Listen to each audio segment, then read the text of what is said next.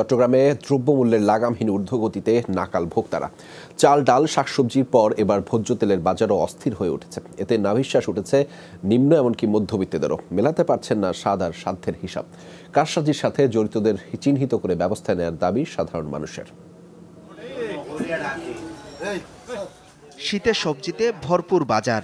পাওয়া যাচ্ছে মৌসুমের নতুন আলু, শালগম, শিমের বিচি এবং দেশি টমেটো।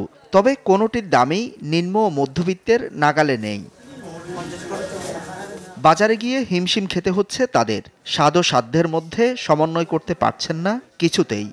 নিত্য প্রয়োজনীয় দ্রব্য হিসাবে যেভাবে কমার দরকার ছিল এটা নিয়ন্ত্রণ রাখা হয়নি। এখন তো আপনার শীতের সিজন সবজি তো এখন অ্যাভেলেবেল, এটা তো এখন আরো কম হওয়ার দরকার।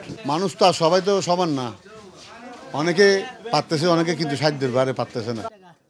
সরকারের নানামুখী পদক্ষেপের কোনো প্রভাব পড়েনি চট্টগ্রামে আলুর বাজারে। তবে আমদানির পরিমাণ বাড়ায় পেঁয়াজের দর কিছুটা স্থিতিশীল।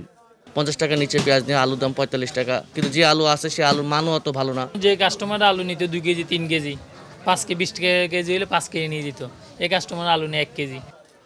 অস্থির চাল আর ভোজ্য তেলের বাজারও। সরু চালের দাম বস্তা প্রতি বেড়েছে 200 থেকে 300 টাকা, আর লিটারে 10 টাকা বেড়েছে ভোজ্য তেলের দাম। হঠাৎ মূল্যবৃদ্ধির নেপথ্যে সিন্ডিকেটের কারসাজিকে দুষছেন বিক্রেতারা। এভাবে অস্বাভাবিক বাড়াটা আমার মনে হয় এটা ডিও কারসাজিতে হয়ে গেছে। ইনপুট করে যখন চলে আনবে অটোমেটিকলি দেখবেন যে চলের দাম কমে গেছে।